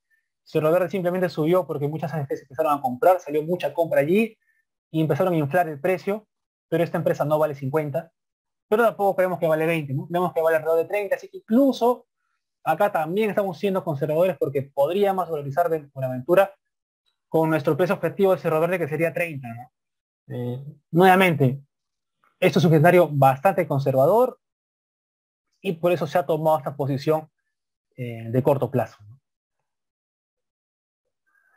Bien, y con eso voy a pasar a comentarles el portafolio extranjero, también las 5 acciones que aquí nos parecen atractivas. Las voy a comentar una por una, que son Meta, Amazon, Howard Hughes, Vale y GCL, Global Ship. En Meta, esta empresa la hemos comentado también varias veces y bueno, la verdad es que sobre esta compañía, lo primero que resalta es de que el sentimiento de mercado no puede ser más pesimista con esta empresa, ¿no? Prácticamente se está descontando que esta empresa va a desaparecer en los próximos 5 años, ¿no? Y la pregunta es, ¿eso es razonable? Bueno, nosotros queremos que no. Hay mucho ruido, ¿no? Para muchos Facebook está muriendo y va a morir, pero bueno, uno cuando piensa en Meta o Facebook, claro, piensa que simplemente es la red social, ¿no? de Facebook, ¿no? Mientras que muchos olvidan de que ahí está Instagram, allí está WhatsApp, ¿no? Y ahora está el tema de Oculus también, que es tecnología de realidad virtual, etcétera. Entonces, Meta, Facebook no es solamente la red social que todos conocemos, ¿no? Sino hay mucho más negocios detrás. Así que, por eso creemos que el sentimiento de mercado es excesivamente pesimista. ¿Qué está pasando con esta empresa a nivel de flujos? ¿Hay contracción? Sí, se puede ver acá. ¿Por qué? Porque la empresa está quemando más de 3.000 millones por trimestre en los Reality Labs. ¿Qué es Reality Labs? Es la parte del metaverso, ¿no? ¿Qué está haciendo esto? De que, bueno, el beneficio operativo se reduzca de manera significativa, ¿no? Porque este segmento de negocio prácticamente no genera nada de ventas, ¿no? 800 millones, y te quema 3.000 millones por trimestre. Ahora, ¿este es bueno o malo? Bueno, a corto plazo podríamos decir que es malo, ¿no? Porque está mermando el beneficio consolidado de toda la compañía, ¿no? Y también el margen. Pero bueno, la expectativa de la empresa es invertir, ¿no? El día de hoy en este segmento del metaverso para ser uno de los primeros y que en el mediano o largo plazo esto le permite generar un beneficio de manera significativa, ¿no?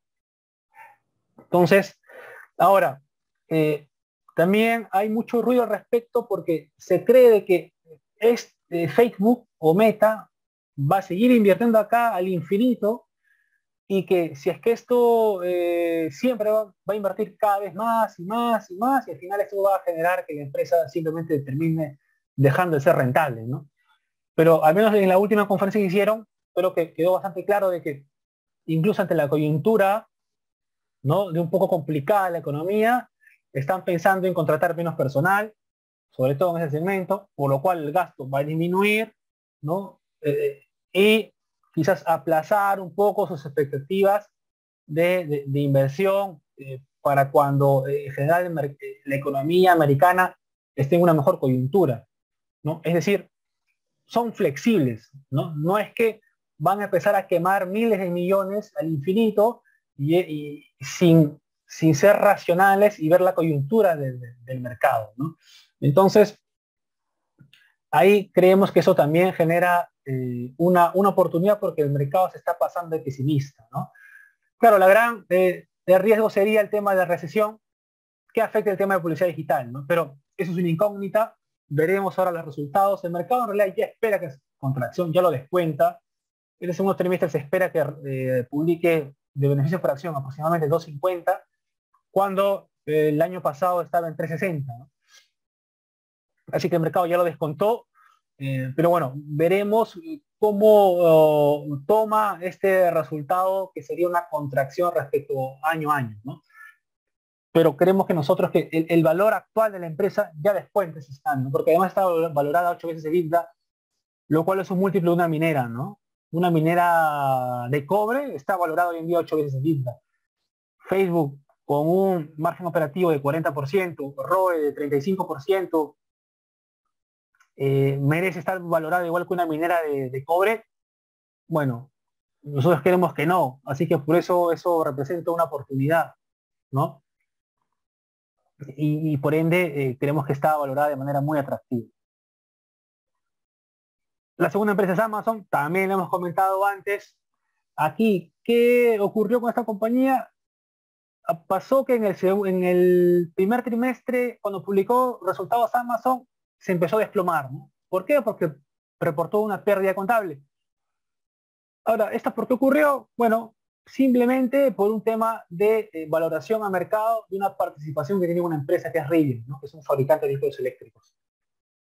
Entonces, como reflejó el mark to market, es decir, el valor a mercado de esa acción, y la acción de esta empresa se desplomó entre cierre de diciembre y el primer trimestre del 22, pues eso generó una pérdida de casi 8.000 millones, ¿no? Por lo tanto, la compañía reportó una pérdida a nivel de beneficio neto. Pero nosotros que observamos, de que si es cierto, eso nunca es bueno, obviamente, que una empresa reporte una pérdida a nivel contable, pero es por algo coyuntural, ¿no? De un trimestre, y eso no se va a volver a repetir. Así que nos pareció una sobrereacción del mercado, ¿no?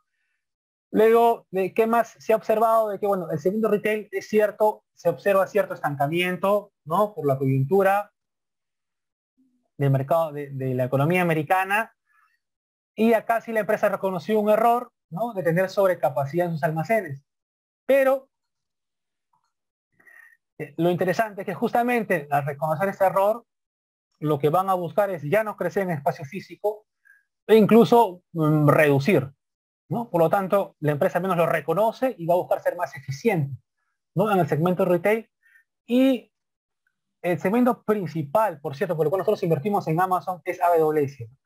Si no existiera AWS, nosotros no invertiríamos en Amazon, pero existe y es un negocio espectacular que crece al 35% anual y con márgenes operativos del 30%, ¿no? Entonces, la verdad es que hay muy pocos negocios en el mundo que crezcan a 35, 40% y tengan un margen del 30% operativo. Nosotros creemos que solamente AWS vale unos $115 por acción. Ahora, todo lo demás vale prácticamente cero. Bueno, nosotros creemos que no. No creemos que toda la parte retail, ni toda la parte de, bueno, los otros negocios que tiene Amazon puedan ser valoradas cercano a cero, ¿no? No tendría ningún sentido eso. Así que por eso creemos que hay una expectativa muy interesante de rentabilidad a mediano y largo plazo, ¿no?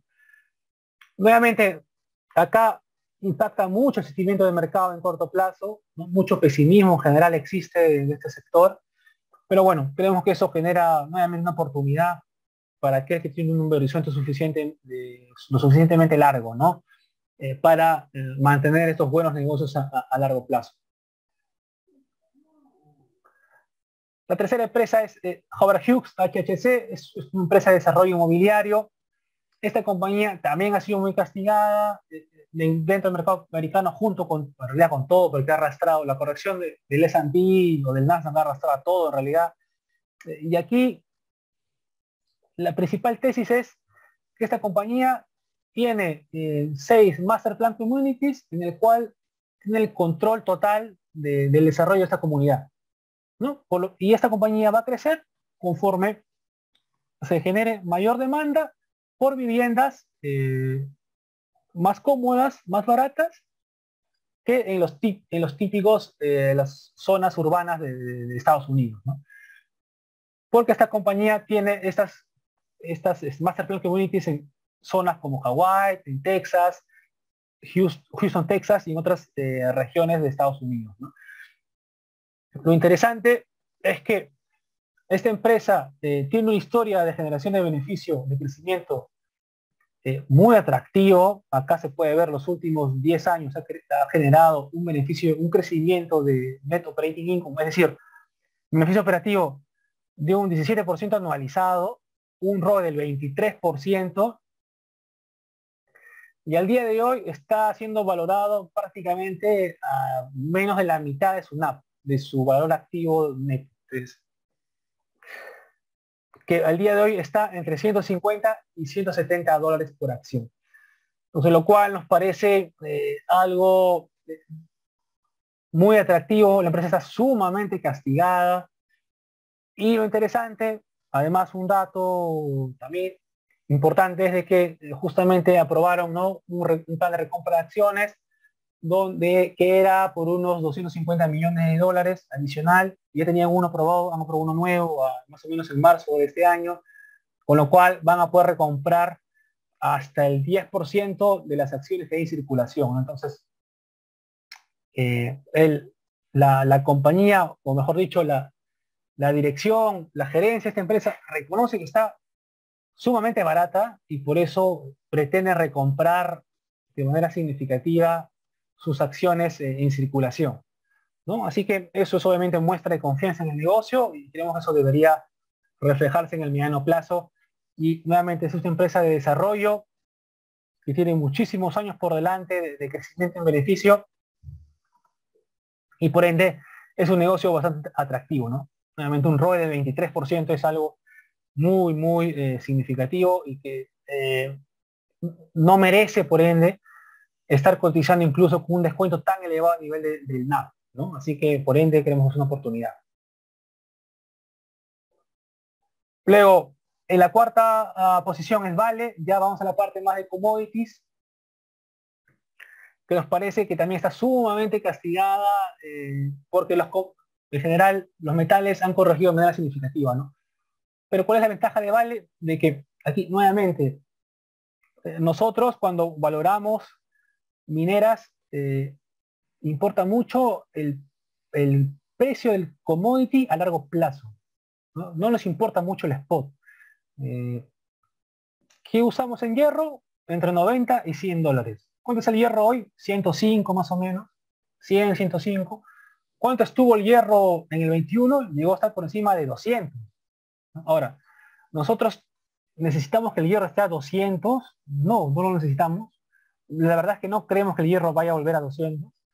Y la empresa no lo necesita para generar más de 28 mil millones de dólares en el EBITDA, ¿no? Y no lo necesita. El níquel, ¿no? Vale es el segundo productor de níquel a nivel global. El primero es una empresa rusa.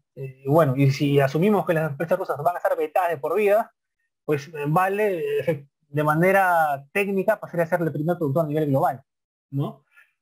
El níquel se fue a más de 30.000, hoy está por los 19.000, y allí igual Vale con el hierro a 100 y el níquel a cerca de 20, debería estar generando EBITDA 29 billion, ¿no? Y creemos que eso no está reflejado para nada en la cotización actual, ¿no? Nosotros como valoramos Vale, pues en dos partes. Primero el negocio de hierro y luego la parte de metales base. Nuestra EBITDA normalizado de hierro es 20 mil millones de dólares. Esto lo valoramos a 4 veces EBITDA, múltiplo medio de mercado, en realidad conservador. Y luego metales base si asignamos un múltiplo mayor, ¿no? Nos parece que debe tener una prima este negocio. Acá incluye, por cierto, las ventas o el negocio de níquel y de cobre también. Que Vale es uno, por cierto, produce más o menos unas 300.000 toneladas de cobre al año y tiene la expectativa de esto triplicarlo en los próximos 5 años, ¿no? Así que También hay un crecimiento potencial muy interesante acá. Y de esa manera llegamos a nuestra valoración, ¿no? Que para nosotros vale, su precio objetivo está por encima de los $23 por acción, ¿no? Nuevamente, no necesitamos un hierro a 200, para nada. Nuestra expectativa a largo plazo es 100 y tampoco necesitamos un níquel a $30.000 por tonelada. Nuestra expectativa es 19, está acá entre 17 y 20 y de esa manera vale, debería estar valorizada por encima de $23 por acción de acuerdo a nuestras estimaciones. Y la última empresa del portafolio es GSL, otra empresa que también hemos comentado antes, que es una empresa que está involucrada dentro del segmento o sector de transporte marítimo, en particular de contenedores. Esta empresa, en resumen, ¿no?, posee y opera barcos medianos, lo cual alquila a otras compañías que se denominan liners. Una liner es una empresa como SIN, Mars, con lo cual lo alquila firmando contratos de largo plazo usualmente. Entonces, ¿cuál es la ventaja competitiva de esta empresa? De que tiene bastante visibilidad en los ingresos, ¿no? Porque va firmando contratos de 2, 3, 4 años. Y bueno, como los fletes, al menos los últimos meses han estado a precios máximos, pues esto genera que pueda estar fijando justamente ingresos con fletes que están en máximos de los últimos 10, 15 años, ¿no? Así que eso da una visibilidad muy atractiva y una estabilidad en flujos, al menos por los próximos 2, 3 años. ¿Qué sucede con esta empresa? ¿Por qué ha caído tanto? ¿O el sector en general? Bueno, ha caído muchísimo. ¿Por qué? Bueno, hay mucho temor de recesión, ¿no? ¿Y por qué impacta? Si que en teoría tiene contratos firmados para 2, 3 años. Bueno, porque es un tema de sentimiento del mercado, ¿no? Si es que Estados Unidos y China entraran en la recesión, bueno, sí, seguramente igual van a caer muchas de esas empresas, a pesar de que tenga fijado ya prácticamente todo el 22, un 70% del 23, y eso se vaya a reflejar en los beneficios de los próximos trimestres, ¿no? Pero el mercado es así, se mueve mucho por sentimiento del momento y castiga y arrastra todo por igual, ¿no? Pero para nosotros lo que importa es esto, tiene EBITDA fijado para el 22 y 23 ya por $800 millones, eso es prácticamente un hecho, y hoy esta empresa capitaliza menos de 600 millones, ¿no? Así que, bueno, creemos que está valorada de manera bastante atractiva, ¿no? Es cierto que tiene un poco de deuda, pero ha estado recomprando bonos, ha estado bajando su coste de deuda, lo cual es un punto a favor, y siendo realmente moderados en nuestras estimaciones, creemos que vale por encima de $30 por acción. Nuevamente, acá en el sector ha habido mucho ruido en los últimos meses, mucha expectativa por esto. Uno, el tema de temor de recesión en Estados Unidos, y dos, obviamente también ha afectado de manera negativa los confinamientos en China, ¿no? Eso ha sido también un punto en contra, pero bueno, como comentábamos, las restricciones en China están prácticamente levantadas, salvo algunos distritos, pero por ejemplo Shanghái se abrió, Beijing también estuvo cerrado, se abrió, algunos distritos han cerrado porque se descubrieron algunos casos aislados, pero esperamos de que ya la política de cerrar ciudades enteras masivas, tipo que cierren todo Shanghái, esto ya debería dejarse o estar descartado, ¿no? Entonces eso debería ayudar una recuperación del sentimiento de mercado de que el comercio global se viene normalizando, ¿no? Entonces eso debería ayudar, además de los planes de crecimiento que tiene China, ¿no? Ya sea por el lado de infraestructura y también por el lado de mayor consumo en general, ¿no? Así que eso debería ser un catalizador para este sector que está muy deprimido.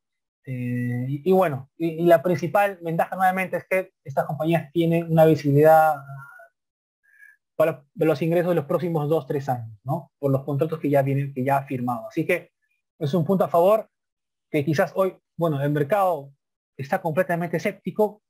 ¿Y cómo se puede dar vuelta a esto? Bueno, con los números, ¿no? Con los resultados. Entonces veremos ahora, cuando esta empresa publique el segundo trimestre, debería esto reflejarse en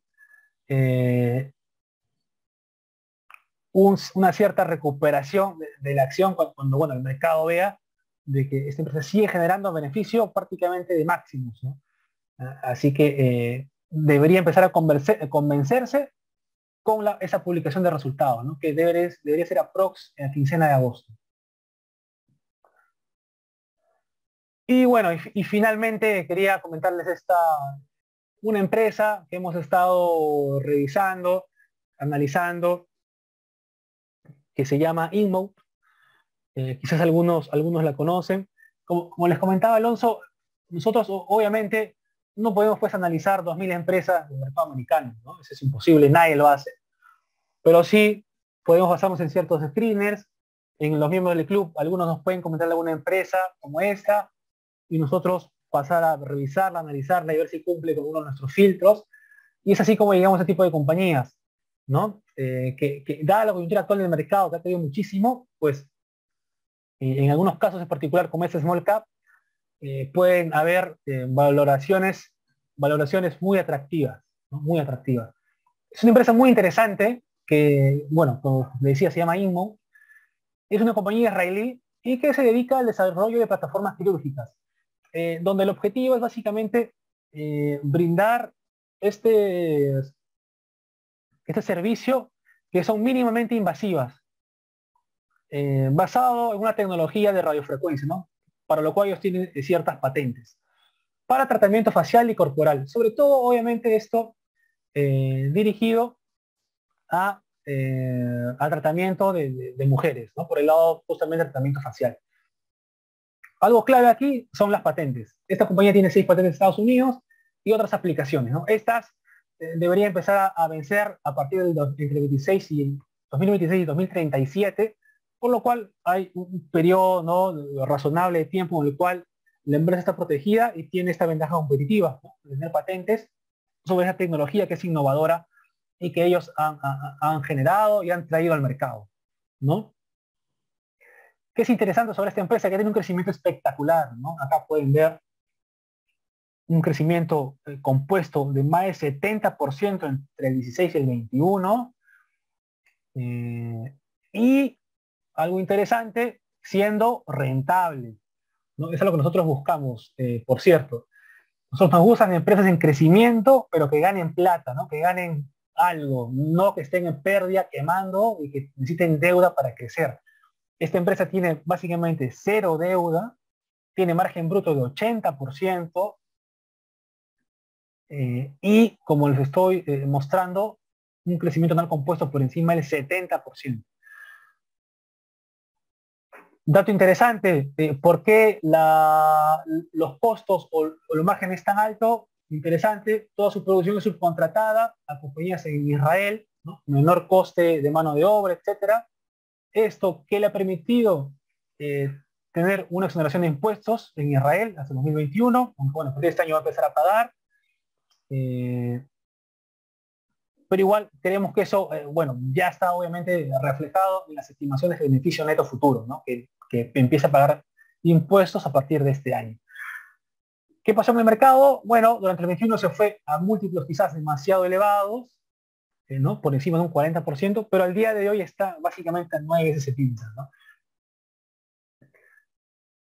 Un negocio que nuestra expectativa, siendo realmente muy moderados, de que su crecimiento para los próximos 5 años sea de media 15%, pues siempre se que crece 15%, la expectativa es 15%, con cero deuda, con margen EBITDA de 38%, con ROE de 40%, la verdad es que un EBITDA de 8 o 9 veces nos parece algo sumamente atractivo, ¿no?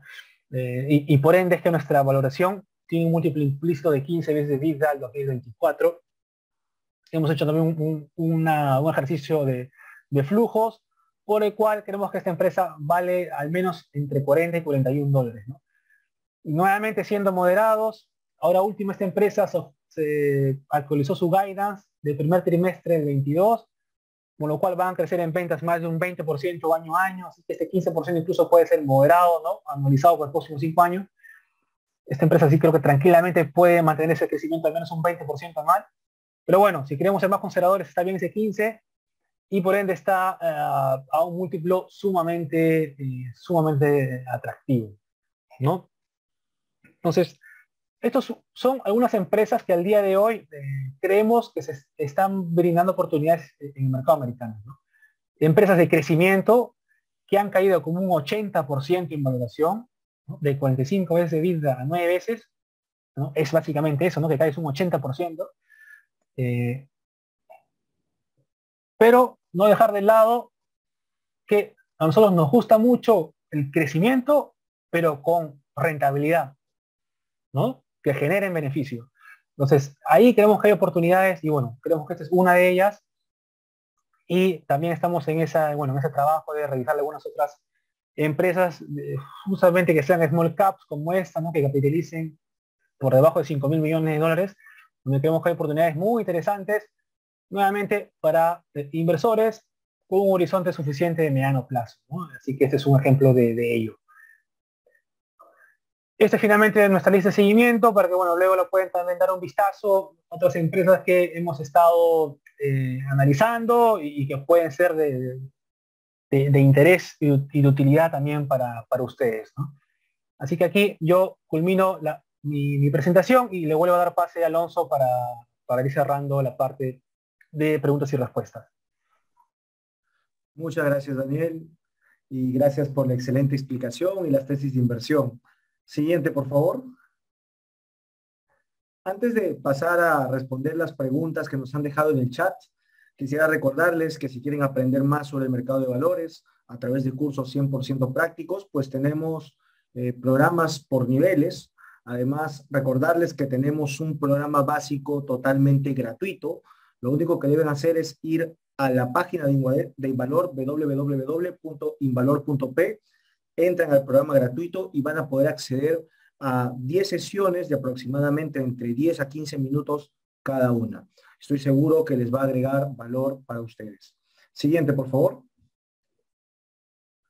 También, si es que aún no forman parte del Club Invalor, pues invitarlos a que formen parte de este club exclusivo.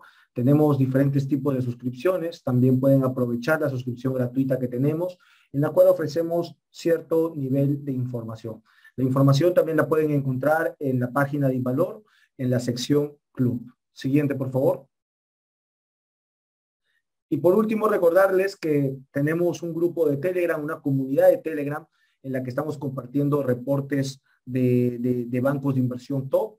Estamos compartiendo reportes también de analistas de mercado sobre empresas. Compartimos noticias, entre otras cosas, que estoy seguro que van a ser interesantes para ustedes, sobre todo para aquellas personas que ya están invirtiendo. La forma de unirse a Telegram es a través de buscarnos, ¿no? Como comunidad Invalor oficial. También les vamos a compartir un enlace en el correo de agradecimiento. Y agradecerles también porque para aquellas personas que han pagado por este seminario, ese dinero recaudado será destinado para nuestra nueva campaña, para nuestra campaña social de este año, que es Luchemos contra el Frío. Aquellas personas que quieran seguir colaborando, no solo con dinero, sino tal vez con víveres o con apoyo, pues gustosamente escríbanos a ese WhatsApp que está en la parte derecha inferior. Ahora sí, Daniel, por favor, podríamos volver. Siguiente, por favor. Ahora sí. Ahora sí vamos a lo que estoy seguro están esperando, que es las preguntas. Daniel, nos preguntan si uno quisiera recibir cierto nivel de dividendos entre InRetail e IFS, ¿cuál sería más recomendable? Yo sé que existen otras empresas que reparten más dividendos, pero si tuviéramos que elegir entre estas dos. Sí, es cierto, por una expectativa de dividendo, creo que hay mejores opciones, sinceramente, pero entre esas dos, pues al día de hoy IFS tiene un yield mayor, ¿no? IFS está por encima de un 7-8% de yield y creemos que lo puede sostener, e incluso con una posibilidad, porque lo ha hecho antes, lo ha probado antes de aprobar una recompra de acciones, ¿no? Mientras que en retail sí utiliza gran parte de su flujo para CAPEX, ¿no? Para seguir creciendo. Por eso su yield es de 1%, más o menos. Así que por yield, sería IFS entre esas dos, pero nuevamente creemos de que hay opciones, si uno busca dividendo, más sostenible, más atractivo, ¿no? Por ejemplo, tipo Hidrandina, la propia Enel Distribución, Bacus, etcétera, ¿no? Así que, bueno, podría ir por ese lado también. O la misma BBL, ¿no, Daniel? También, sí. Perfecto, gracias. Daniel, nos preguntan sobre Bacus. ¿Por qué no está en el portafolio moderado? Sí, esa es una buena pregunta. Hemos analizado, obviamente, Bacus, pero creemos de que a nivel de potencial de apreciación, hay mejores opciones como las que hemos presentado, ¿no? Creemos de que Bacus estaría un poco más, o sería un poco más útil, por así decirlo, para una persona que busque el tema de renta, ¿no? De dividendo.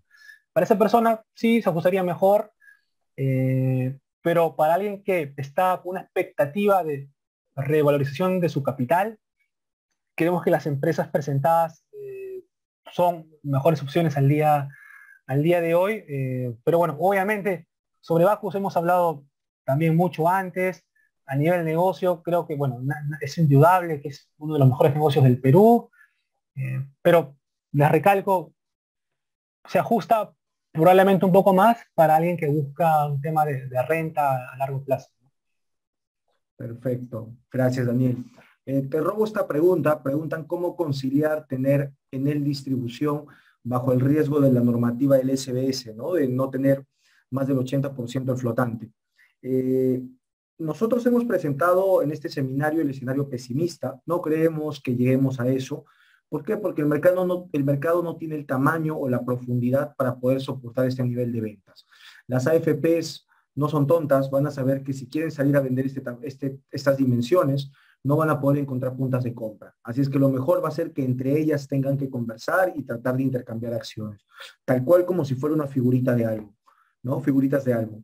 En nuestro escenario optimista que presentamos en un webinar especial que realizamos, que está disponible en nuestro canal de YouTube, los invitamos por favor a verlo. Ahí no está en el distribución dentro de estas acciones que podrían tener un impacto negativo producto de este límite, ¿no? Así es que no tengan miedo por el lado de la distribución. Creo que Engie es la que se encuentra en ambos escenarios, así es que por el lado de Engie sí estaría un poco más preocupado. Daniel, tenemos otra pregunta también sobre, ¿recomiendas promediar Cementos Pacasmayo? Bueno, allí, por cierto, bueno, lo que compartimos con los miembros del club, eh, ellos saben de cuál es nuestra recomendación con Pacasmayo, que les puedo comentar que es esperar los resultados para nosotros incluso bajar ponderación, pero para alguien que busque comprar, la verdad es que sí, no creo que sea una mala idea, porque como hemos visto, les he mostrado al inicio del análisis sectorial, hay un potencial de precisión interesante, ¿no? Pero sí, probablemente con un poco más de riesgo implícito por la evolución del negocio, eh, con la expectativa de que, bueno, la coyuntura de inflación afecta el poder adquisitivo y por ende esto de alguna manera que las personas no tengan la suficiente liquidez para invertir en su activo principal que es su vivienda propia, ¿no? Lo cual está vinculado con la autoconstrucción. Entonces, por ejemplo, ¿no? Entre Enel Distribución y Pacasmayo, bueno, Enel Distribución tiene un negocio mucho más estable de nivel de flujos que Pacasmayo, ¿no? Así que por eso pondremos un peldaño arriba en este ejemplo Enel Distribución. Pero en Pacasmayo, bueno, yo les diría que sobre todo esperar en primer lugar los resultados, ¿no? Esta empresa va a presentar la próxima semana. Si mal no recuerdo, el próximo viernes, perdón, va a reportar ya. Entonces, ver ahí los números deberían ser, creemos, buenos porque los despachos se han sostenido al menos estos meses. Así que diría esperar ese resultado para tomar una decisión, ¿no? Y cómo le va el negocio en este segundo trimestre. Perfecto, Daniel. Luego nos preguntan en vista de una recesión en Estados Unidos, ¿qué valores peruanos se podrían ver más atractivos? O mejor dicho, afectados.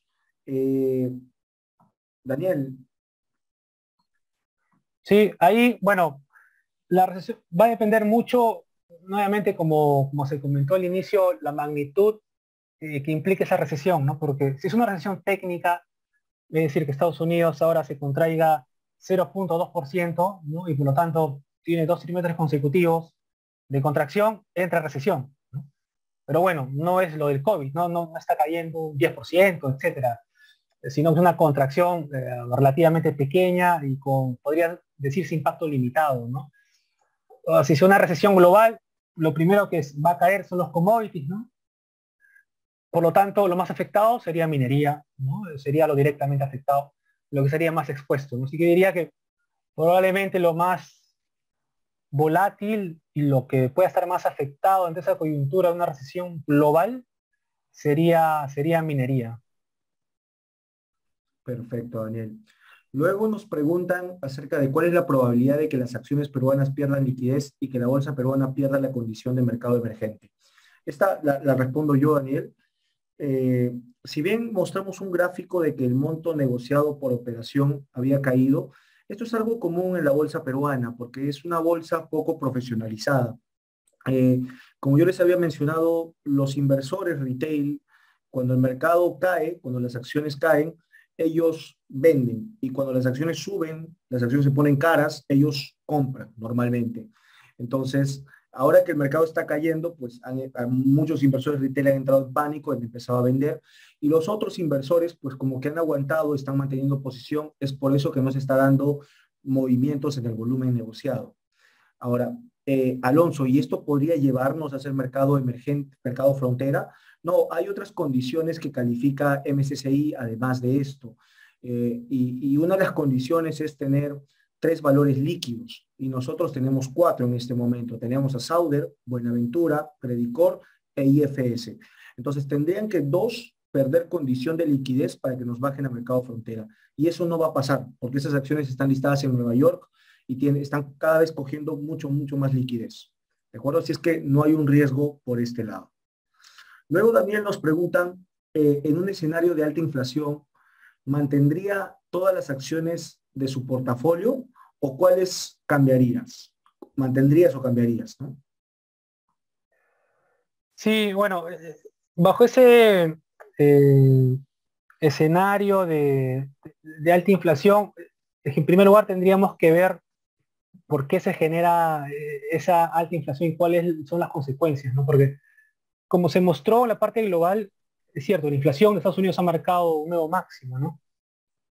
Pero como también vimos, muchos commodities y que han generado en corto plazo algunos factores de corto plazo, esa elevada inflación, han corregido de manera significativa, ¿no? Las últimas 3 semanas.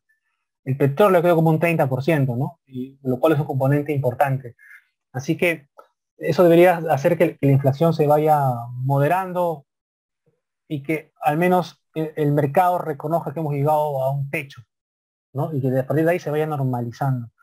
Ahora, de una coyuntura de inflación, bueno, del portafolio de Perú, quizás algo de los más impactados sería el retail, ¿no? Por el tema de pérdida de poder adquisitivo, si es una inflación sostenida, ¿no? No es algo coyuntural solamente, podría ser en retail, nuevamente por la pérdida de poder adquisitivo. Y en el extranjero, bueno, la verdad es que es una incógnita cómo la inflación, por ejemplo, está afectando al tema de una empresa como Facebook, ¿no? Eh, Porque mucho se habla que, claro, las empresas van a reducir gasto en publicidad, su gasto en publicidad digital. Pero tampoco no hay que olvidar de que para muchas empresas ese gasto en publicidad, o sea, no solamente es gasto, ¿no? Es prácticamente un costo de ventas. Es que si no inviertes en eso, no vendes, ¿no? Entonces dejas de existir. Así que yo diría que tienen cierta resiliencia. Quizás lo más impactado podría ser Amazon, ¿no? También por la parte de retail. Así que, en resumen, en Perú sería en retail, afuera sería Amazon. ¿Y qué se podría agregar? Pues quizás se podría agregar algo de energía, ¿no? Con un cierto, eh, refugio, por así decirlo, que se ha comportado mejor en esta coyuntura de alta inflación, ¿no? La parte de energía. Me refiero a petróleo gas, ¿no?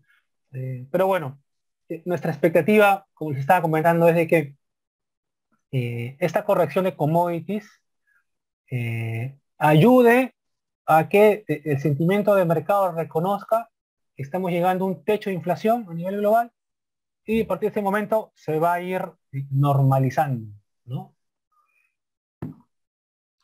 Perfecto, Daniel. Así es que a situarnos en buenos negocios y si son muy adversos al riesgo, perdón, sí, muy adversos al riesgo, pues irse a acciones que sean defensivas, poco volátiles, ¿no? Y que de preferencia pues repartan buenos dividendos. En la BBL hay varias, por cierto. Luego, Daniel, nos preguntan por Alibaba. Yo sé que no está en nuestro radar, pero tal vez tienes algún comentario, Daniel. Y bueno, hemos visto un poco a la ligera, por así decirlo, Alibaba. Si simplemente vemos múltiplos, pues obviamente está sumamente atractiva, ¿no? Creo que está a 10 veces beneficios o algo por ahí, cuando también es una empresa que históricamente ha crecido a doble dígito, ¿no? Eh, pero bueno, aquí está este riesgo de lo que implica un ADR de China, ¿no? Que bueno, aparentemente se ha quitado un poco ese temor del mercado, pero puede estar latente en el tema de un deslistado. Y la verdad es que, bueno, estando tan atractivo todo el mercado americano, pues no creemos que sea necesario tomar ese pequeño riesgo mayor, sino invertir directamente en negocios igual de buenos y que están igual de baratos, incluso más, ¿no? Así que es un tema de simplemente buscar exponerse a negocios que estén igual de atractivos, pero quizás con ese riesgo menor de estar vinculado a China directamente, ¿no? Pero sí, por múltiplos está atractiva, pero también lo están Facebook, Amazon, la propia Inmo, ¿no? Que les comenté, y son igual muy buenos negocios y están igual de baratos. Sí, sí, además justo presentamos el riesgo del sector inmobiliario. Muchos inversores están hablando de una burbuja en China, eh, y también está el tema de las medidas que toma China como gobierno para poder frenar el avance del COVID, ¿no? Son factores que creo que para qué exponerse a estos factores adicionales de riesgo si ya tenemos suficiente con la inflación, la Fed, etcétera, ¿no? En fin, Daniel, también nos preguntan sobre Alicor. La recompra de acciones, ¿de qué manera influye en el precio? Sí, ese es algo muy interesante, lo hemos comentado en su momento también. Nos parece que Alicor, ese evento es un catalizador muy interesante porque, bueno, es la empresa que sale al mercado a comprar, ¿no? Ya está aprobado, y bueno, eso debería de alguna manera marcar cierto piso, ¿no? En la cotización de la empresa, ¿no? Por cierto, acá una anotación. Lo que hemos presentado es un portafolio de corte, un perfil moderado, ¿no? Pero para un corte más agresivo, sí creemos que tiene cabida, por ejemplo, un Alicor, ¿no? Y la propia Buenaventura que hemos presentado con una persona de corto plazo, porque quizás son negocios un poco más volátiles, eh, pero que también tienen un potencial de apreciación muy, muy interesante, ¿no? Como la propia Alicor, que para nosotros, ahí lo van a ver en el análisis historial que les compartí, tiene, o para nosotros vale, o debería valer más de 7 soles, ¿no? Y bueno, y por ende también es atractiva, y tiene ese catalizador de las recompras, ¿no? Pero bueno, entre Alicor y en retail es un negocio con menor riesgo implícito para nosotros, porque no está, sus costos no están vinculados a un commodity, ¿no? Como si está Alicor, por el lado del trigo, la soja, etcétera. Así que esa sería la ventaja de un retail, ¿no? De no estar ligado sus costos a un commodity directamente. Pero bueno, eso no descarta nuevamente que para un perfil de un poco más de riesgo, Alicor sea una opción de inversión también atractiva. Perfecto, Daniel. Eh, Luego nos preguntan sobre el cambio de un precio objetivo. Yo acá solo quiero hacer una precisión. Cuando suben la tasa de referencia, los bancos centrales, esto incrementa la tasa de descuento con lo cual traemos a valor presente nuestros flujos.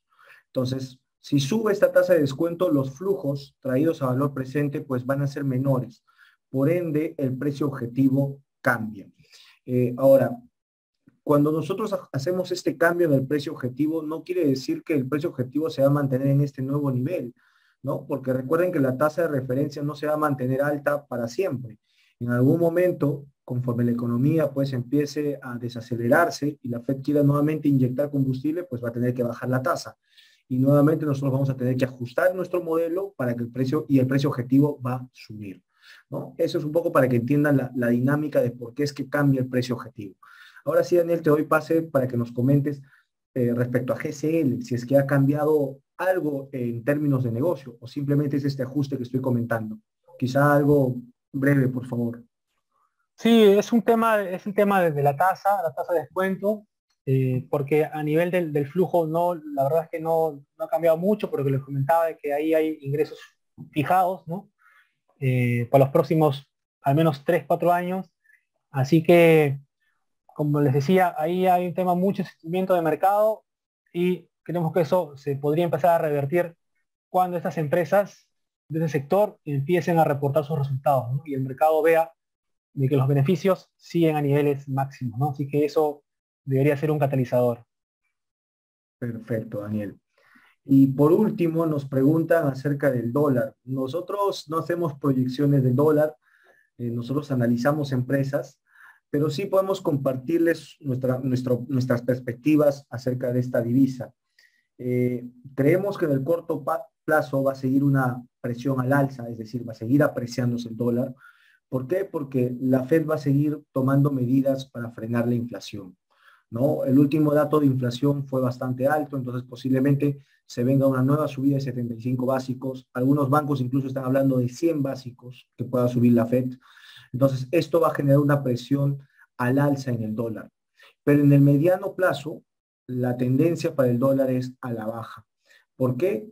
Porque si es que por A o B se produce esta recesión que ya casi todo el mercado está descontando, la Fed va a tener que nuevamente empezar a reducir la tasa de referencia y esto va a generar una presión a la baja en esta divisa, ¿no? Adicional a ello, pues recuerden que la Fed ha estado inyectando muchos dólares en el mercado luego de la crisis financiera, luego de la pandemia, y poco a poco va a tener que empezar también a sacar ese dinero. Así es que las proyecciones para el mediano, largo plazo para el dólar, pues son a la baja. Repito, corto plazo alza,